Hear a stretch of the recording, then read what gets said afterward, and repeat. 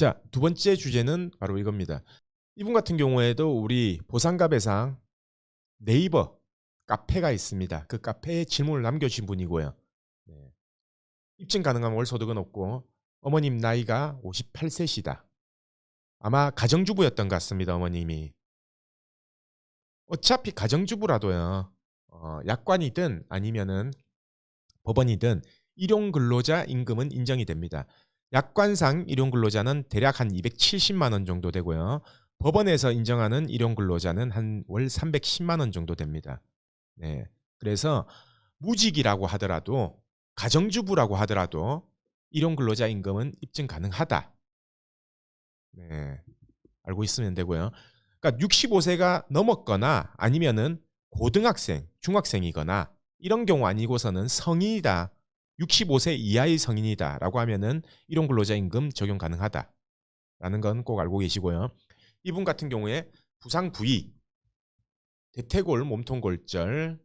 제가 중요한 진단명만 읽겠습니다. 대퇴골, 허벅지 쪽에 골절이 있고요. 그리고 머리에도 골절이 있었네요. 그리고 흉추골절, 척추골절이 있죠. 그리고 광대뼈 골절이 있었고 골반에 골절이 있고 비골, 그리고 양복사골절, 그리고 쇄골골절, 경막하출혈. 자, 어머님이 되게 많이 다친 상태예요. 네, 많이 다친 상태고 오토바이가 횡단보도 초록불에 오토바이가 들이받고 그대로 도주했다. 가해자는 무보입니다. 자, 뺑소니죠. 뺑소니고 가해자는 무보입니다. 자, 여기서 궁금증. 첫 번째, 형사합의금은 어느 정도 제시하는 게 좋을까? 두 번째, 민사합의는 어떻게 진행되냐? 자, 세 번째, 변호사를 선임하면 많은 도움을 받을 수 있냐?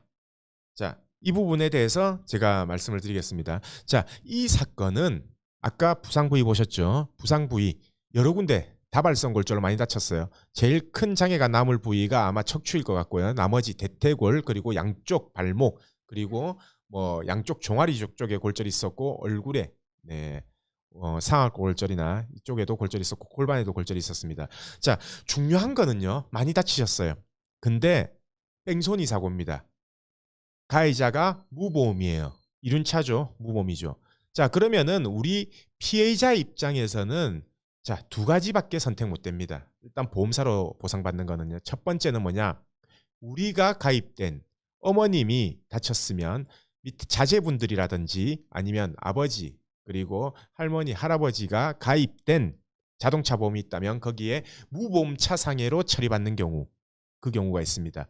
자, 만약에 근데 무보험차 상해 처리를 못 받는다라고 한다면은 뺑소니 사고이기 때문에 그리고 무보험이기 때문에 정부보장 사업을 받을 수 있어요.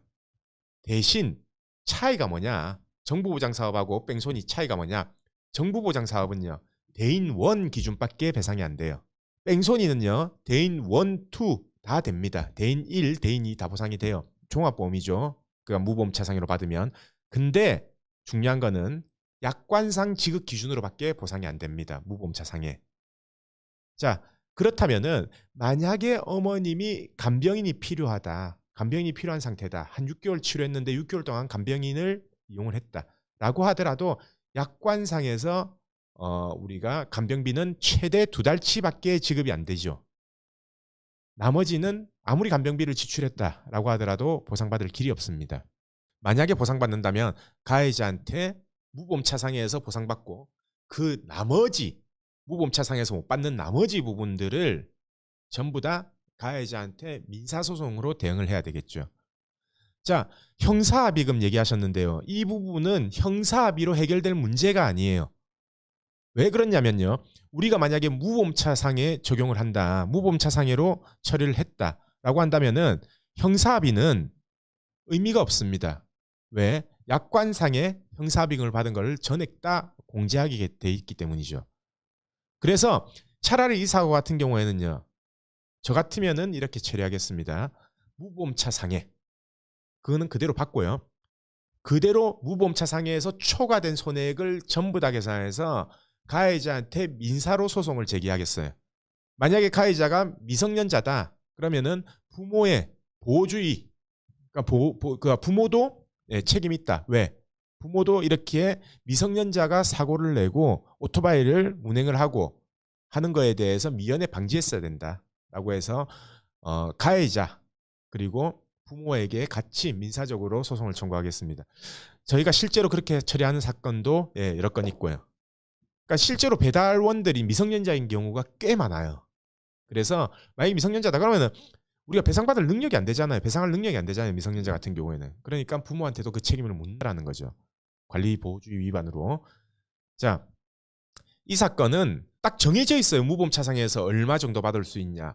자, 58세기 때문에 최대 7년을 더 보상받을 수 있잖아요. 그러면 장애도 최대 7년을 받을 수 있는 겁니다.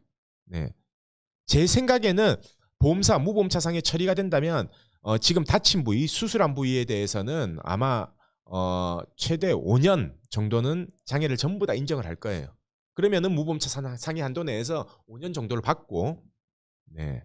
나머지 기타 못 받았던 위자료라든지 아니면은 만약에 영구장애다라고 한다면 우리가 법원 산출 금액 기준으로 계산한 금액이 있죠. 그 차에 그 부분을 가해자한테 민사적으로 청구하면 됩니다. 형사합의는 생각하지 마세요. 형사합의는 어차피 의미가 없습니다.